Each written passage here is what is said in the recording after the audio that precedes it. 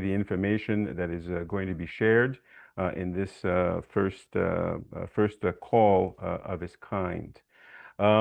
We have the august presence this evening of the leadership of the African Diaspora Council, and very specifically the founder of the African Diaspora Federal Credit Union with us tonight. We have a very, very tight schedule and agenda, and I will be ruthlessly keeping time and the schedule. Climbing the mountain to financial freedom together is the theme of this kickoff call. Without further ado, I would like to introduce Dr. John Dassou, the National Coordinator for the African Diaspora Credit Union and Team Lead for the state of Minnesota, who will give us the welcoming address. Dr. John, please, the floor is yours. Thank you, Eric, and thank you, all of you. Regardless of how busy you are able to find time to be here. Thank you.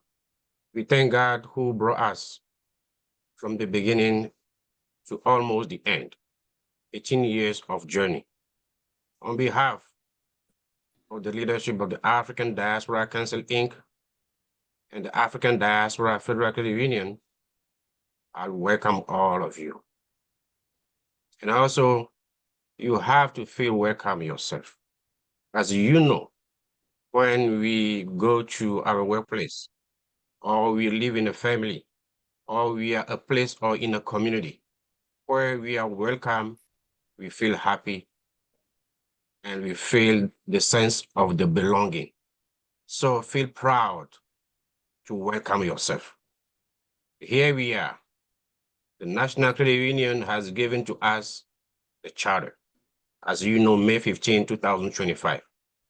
And today, Saturday, June 21st, 2025, we are here to see what we can do with the gift that was given to us.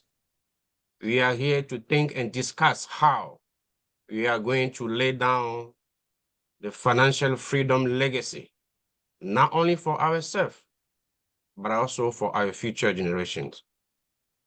I thank you, all of you joined from all over the world. Yes, the diaspora. Welcome.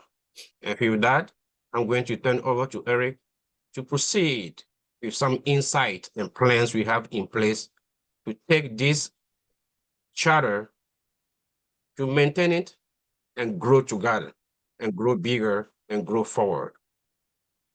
Thank you. Thank you, Dr. John, for that very inspiring opening remarks and welcome address. I think it's important to also acknowledge the important work that has been done by a number of individuals and members. I'd like to acknowledge the ADC and CFU board members who worked tirelessly in this accomplishment.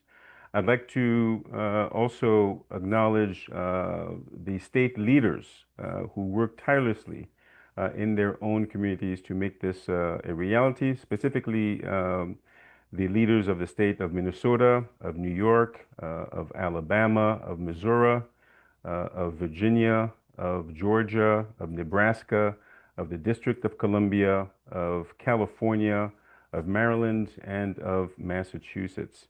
And very, very specifically, I would like to also acknowledge the very important presence and work of the executive team from whom this vision was created. Having done that, it is my privilege and honor to introduce to you the man without whom we would not be gathered here today, the man with the inspiration and with the vision, and a person that I met 3 years ago who inspired me, to follow and support this very, very important work that he and the team were doing.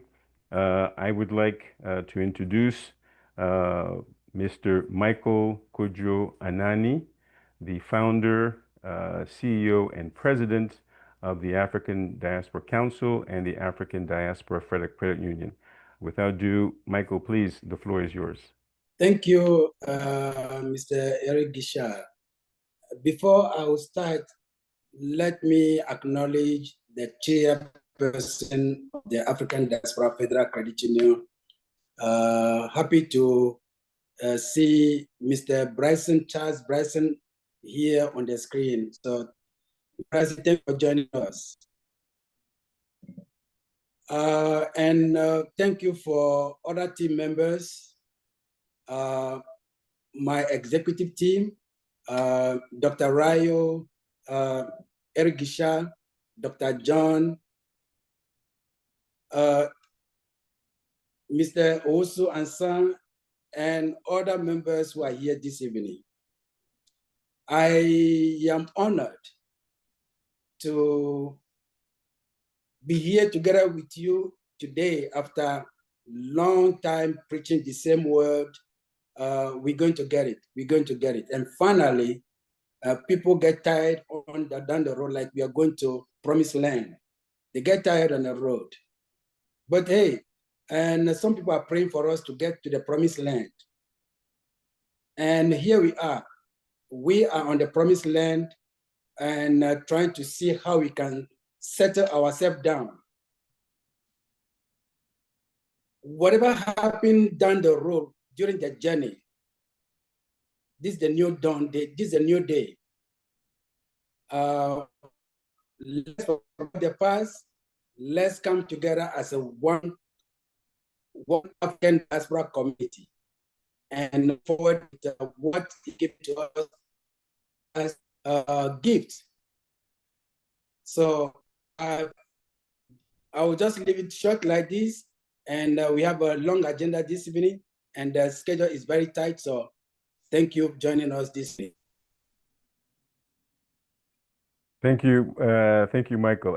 One of the traits I truly admire in Michael is his humility in the face of a massive achievement. He finds the time, just like Abraham Lincoln at the Gettysburg Address, to provide one of the shortest presentations. And I thank you again for your humility and for this very, very important achievement. Moving things along, as Michael said, it is my pleasure to now introduce Dr. Rayo Animashon, ADC and ADFCU Board Treasurer, who will educate us on what is the African Diaspora Federal Credit Union, and also what its services are, and more importantly, what it intends to do for the community. Dr. Rayo, the floor is yours. Thank you.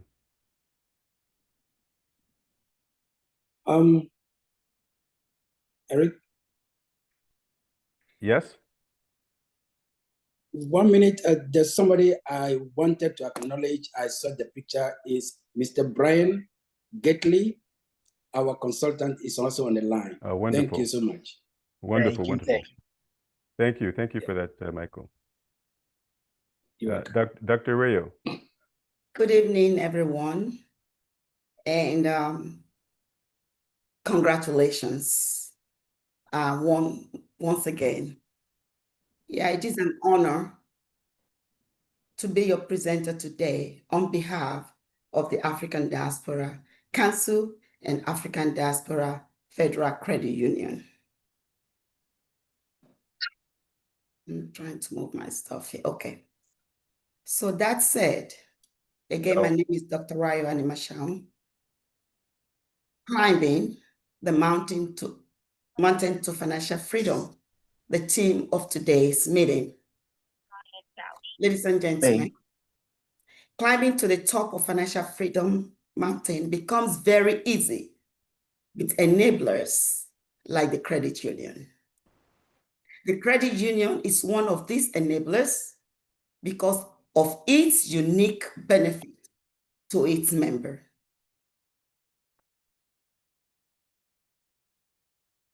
You will all agree with me, and it has been proven times without number that alone we can do so little, but together we can do so much. It is time to invest in our legacy today. So the diaspora, what exactly makes the diaspora unique? We have the Jewish diaspora, the Indian diaspora, the Chinese diaspora. What makes the diaspora unique? One, we are borderless. What do I mean by that? The African diaspora is not bordered by any regional and cultural identities. We celebrate and identify with all Africans and people connected to Africa in whatever description across the globe. We are united by one indivisible African code. We have one identity, Africa, Africa, Africa. Unity in our diversity cannot be forgotten. Our unity as one African people is rooted in our togetherness as we celebrate our regional and cultural identities. We focus on what unites us and not what divides us. In recognition of the African heritage, no matter where we are in the world, there is an African cord that unites us together. As long as you are of the African descent, I have a good news for you. You are one of us. Congratulations. Times without number have been asked by community members and other communities. What is diaspora? The dictionary definition of a diaspora is the dispersion of any people from their original homeland. In addition, regardless of when you came, you are coming from your homeland to the diaspora. For the African Diaspora Council, the African diaspora is composed of anyone who is African or claims African heritage, including African Americans whose ancestors were involved in the diaspora, and anyone with a general concern for learning about Africa. After all, our brothers and sisters paved the way for us. So we're glad to have you here. There are a few things that I would like for you to know about credit unions. Credit unions are member-owned, so only members can use their services. Only members can use their services. Members are co-owners of the assets of a credit union. Credit unions operate on a model where surplus are returned to members or reinvested to benefit the members. The growth of a credit union translates to financial growth of all its members. Interest rates that we're all familiar with are usually lower, while savings rates are higher compared to the traditional banks. The more you grow your savings, and I'm going to repeat this, the more you grow your savings accounts, the more you benefit from what accrues to members. Introducing you to African Diaspora Federal Credit Union logo. I'd like to tell you that this is still a work in progress. Congratulations again, African Diaspora Federal Credit Union. It's democratic in nature. the financial institution of the people, by the people, and for the people. Now that we have been granted that charter, now that we have been given the opportunity, it is time for us to put our money together. Let us take advantage of this same opportunity given to other communities, for example, the Jewish community. We are always saying they thrive. Yes, because they have a money reservoir. Now you have one in your community. It's like giving us a rope. Let us use that rope to climb to the next level. The African Diaspora Federal Credit Union provides opportunities to move to the top level of financial freedom. There are 7 levels of financial freedom. Number 1, clarity. But before I dive into the 7 levels, I want to let you know this. Irrespective of the level you are currently at right now, you can move to the top being a member of the African Diaspora Federal Credit Union, because your credit union is committed to enhance the financial well-being of its members. If you're coming to my house and you get lost and you call me, Dr. Rayo, I am lost, the first thing I want to know is, where are you? So it is important. The clarity of your financial situation is important. You have to understand your current financial situation. You have to be able to track income, expenses, debt, and savings. And again, finally, you have to set clear financial goals that has a plan that will make it work for you. Number 2, self-sufficiency. Self-sufficiency. I call it the level where you manage your finances independently. You're no longer with mom or dad. You have moved out. So avoid reliance on credit or external support.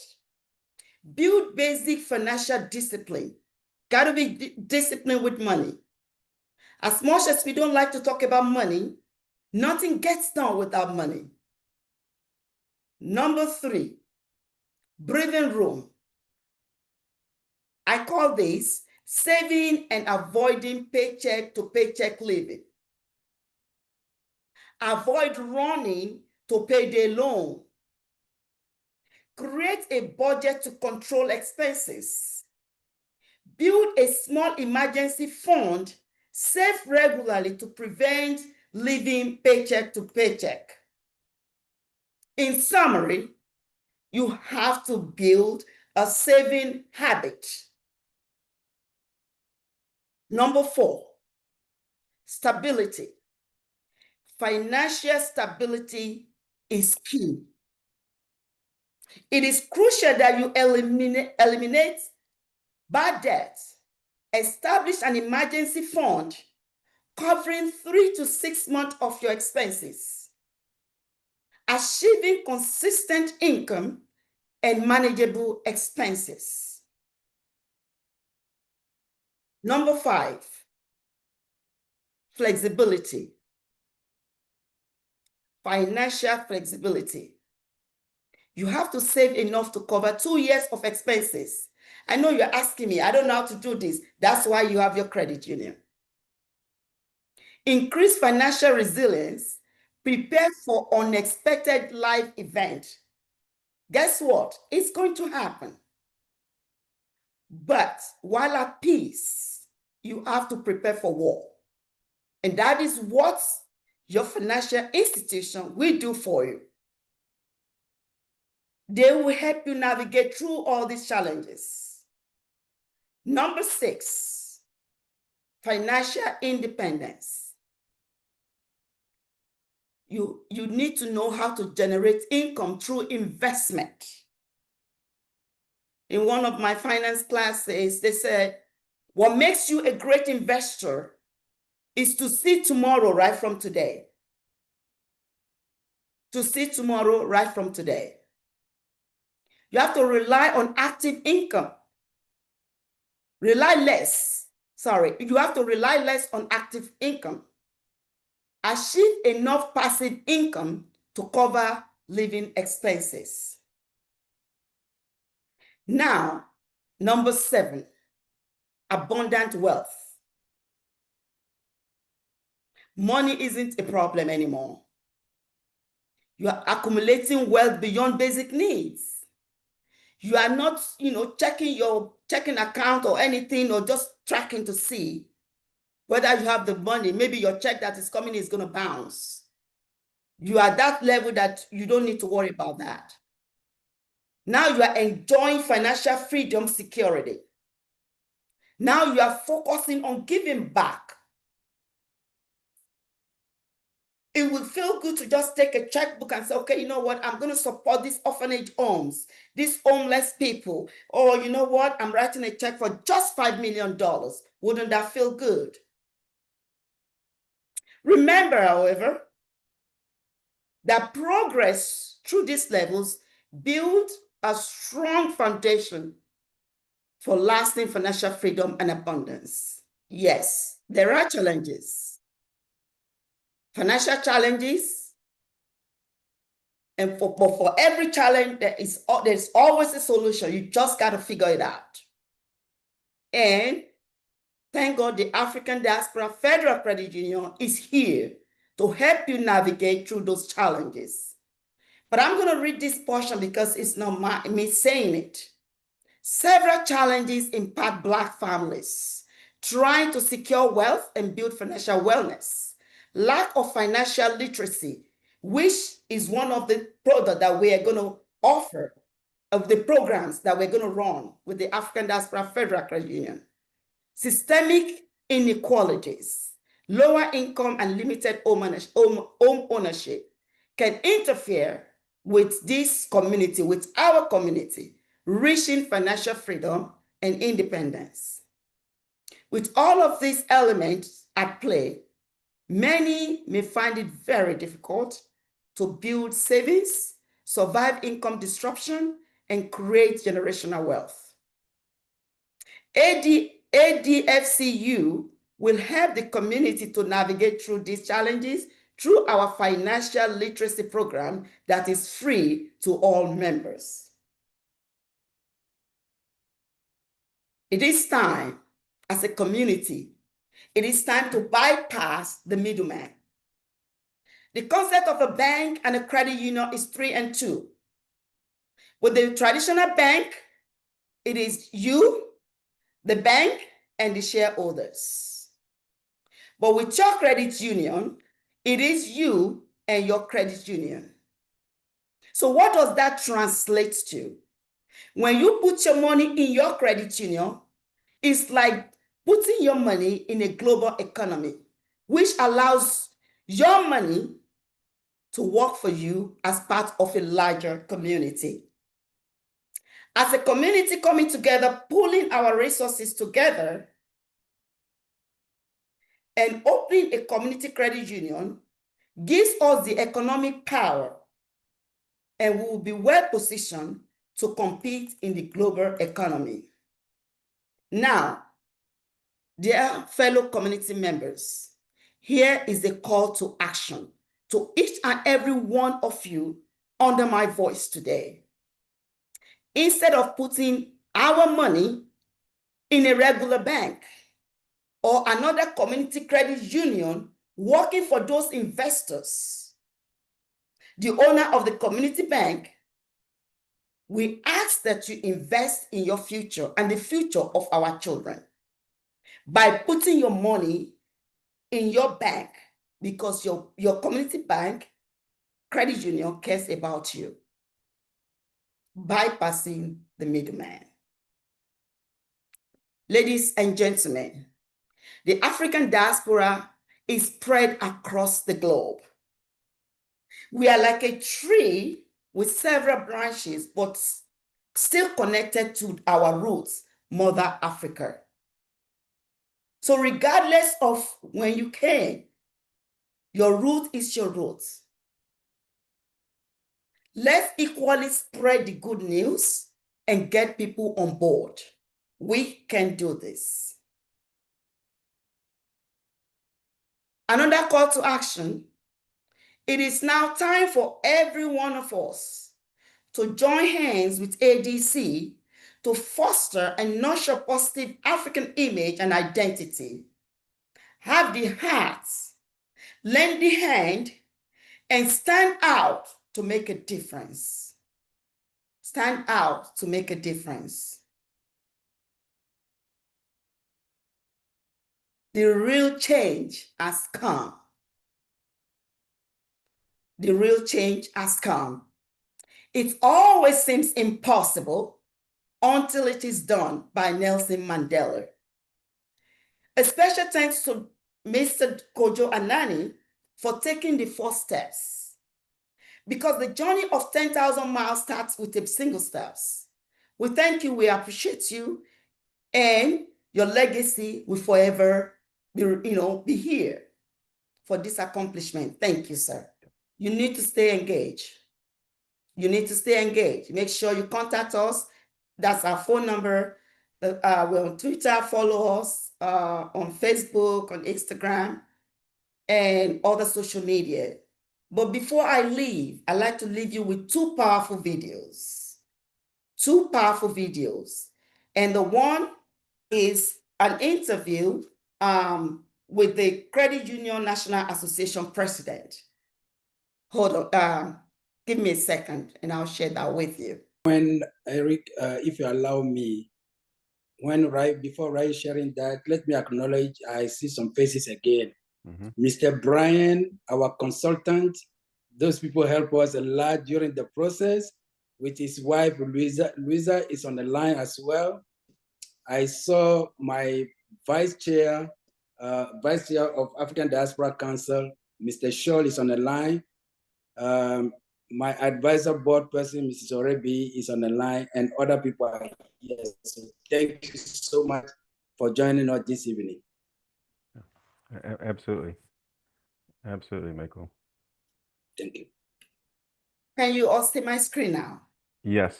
Yes. What a perfect timing. All right, so enjoy it. We're talking about credit unions. They thought by many to be more consumer-friendly banking system. Dan Micah is the president and CEO of Credit Union National Association. He's also formerly a Democratic congressman from Florida. Today he joins us from Boston, where he's celebrating the 100th anniversary of the first credit union. Dan, that's appropriate. Happy birthday. Glad to have you with us. Thank you. Great to be here. And this Northeast is where credit unions first entered the United States. We're glad to have a great birthday. 100 years. All right, well, tell us exactly what is a credit union? How does something become a credit union, and what are the advantages? Well, first and foremost, simple explanation. The difference between a credit union and a bank is 2 and 3. In a credit union, there are 2. You and your credit union. In a bank, there are 3. You, the bank, and shareholders. Credit unions are not-for-profit financial institutions. You give a credit union $1, they do their business, there's 10 cents left over. Their job is to get it back to you, not off to shareholders. Same dollar to the bank, you give a bank $1, there's 10 cents left over. Their job is to try to get it to shareholders. Both are important in our system and our society, but the incentives are totally different. In fact, coincidentally, here on our 100th anniversary op-ed in the New York Times today talks about how the cooperative credit union model really makes things work on a very efficient basis. Now, when you talk about credit unions, it sounds as if they're almost like old mutual societies. Would that be a good analogy? Well, similar, but not exactly. Credit unions are another simple way to put it together is 5 people get together, each put 20 bucks in. There's $100. They lend it to one of their group of 5. He or she pays it back with $110. They built a little capital. They keep doing it over and over again. But the minute you join a credit union, and it costs today in America anywhere from $5 to $15, you become an owner. different incentive structure than banks. All right. Now, what about the federal government's role in credit unions? You get a charter, correct? And then what does the federal government have to do with credit unions? Well, first, there are several types of charters. There's a state charter and a federal charter. But the federal government, and this is the other good news, they're safe institutions even since the Depression in the 30s. No one's lost money in a credit union. Credit unions are insured by the federal government in a similar way that banks are insured by FDIC.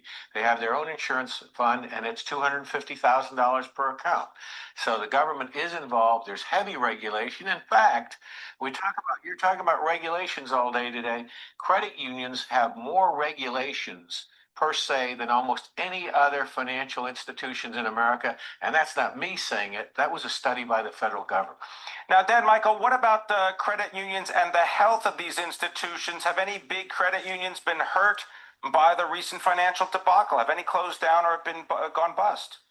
Well, two points. One, I guess there are about 40 banks that have been taken over by the government. In the past year, there have been 4 credit unions, and they've been reasonably handled, so no one's lost any money. We did have 2 large corporate credit unions that had some difficulties, but again, we would say that was collateral damage. It was looked into by the Congress, it was looked into by the regulators, and all of their investment portfolio, when they entered it, was AAA. But what happened is when Fannie and Freddie went down, when Wall Street had its problems, Lehman Brothers went down, it impacted their portfolios. Now, those were corporate, not everyday consumer credit unions, and they've been dealt with within the system. Now, what about these corporate credit unions? What is the difference between a corporate credit union and a consumer credit union? Consumer credit union. You or I or anyone can walk in, put money in, make deposits, withdrawals, loans, auto loans, mortgages, etc., just like any financial institution. Corporate credit union is where other credit unions park their money overnight. You or I have no access to that. They too are regulated by the federal government. And we're looking at how many of those 28 should be restructured and what form they should take. Credit unions for 100 years now have always been a flight to safety in difficult times. And in fact, right now, with the situation the way it is around the country, we're seeing a flood of growth in membership. People coming in, they want good, solid, safe, conservative investments. All right, I want to thank you very much, Dan Micah. He is the Chief Executive of the Credit Union National Association, coming to us from Boston on the 100th anniversary of the founding of the first American credit union. All right, thank you so much. All right, can you hear me now? Yes, we can. Okay, the takeaway for me in that video is that credit union, they've been around for over 100 years. What that tells me is that they must be doing something right? So let's share the next video. All financial institutions are the same. Where you do your banking can make a major difference in how much you pay for loans, checking accounts, and lots more. At Proposed African Diaspora Federal Credit Union, initiated by the African Diaspora Council, we do things differently. We're not a bank at all. We're a credit union. Everything we do is in the interest of our community members, which means providing the highest quality financial products like loaning auto loans, checking accounts, credit cards, and mortgage loans. It also means helping those in need and supporting our local community. Everything from sponsoring community events to stocking food banks and funding scholarships for our brightest graduates. As a member of the Proposed African Diaspora Federal Credit Union, that's what your money is doing. It's not earning bank shareholders bigger profits. It's investing in the things that are important to you, right here in our community. As a not-for-profit cooperative, our earnings go back to our members through lower loan rates, higher savings rates, and lower fees.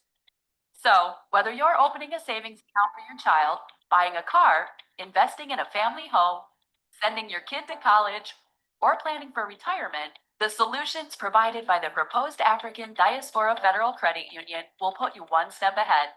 We also know how important it is to have easy access to your money, which is why our branches and our top-notch online services assure you can get your money whenever and however you need to. And with shared branching, you can even access your Proposed African Diaspora Federal Credit Union account at thousands of credit union service centers nationwide. When you become a member, You don't just bank at the proposed African Diaspora Credit Union, you become a part of the African Diaspora Council family and all of the good work we do together for our community. We think everyone deserves better banking. So come make the switch to a financial institution that cares about you, about our community, and about your family's financial well-being. To find out more about how you can become a member of the proposed African Diaspora Federal Credit Union, call, click, or visit any of our future branch locations.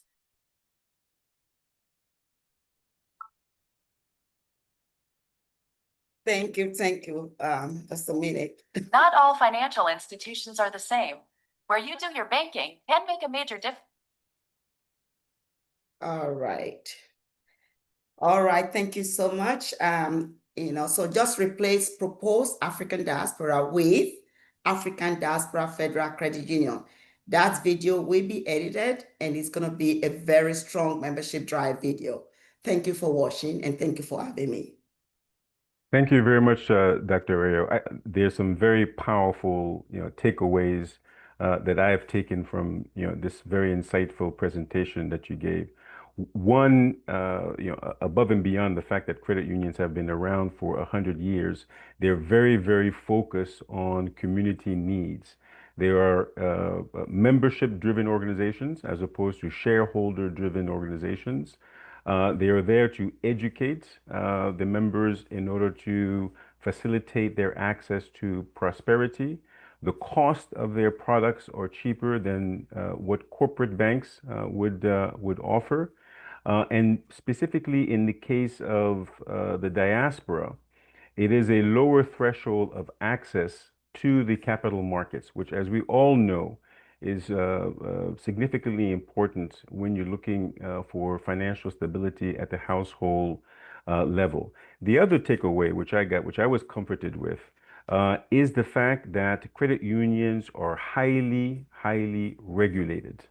One of the institutions that we should also thank in this process is the National Credit Union Administration, which is the government entity and also the regulator. Very, very strict, very, very stringent, but also very engaged in facilitating communities' access to finance through the chartering process.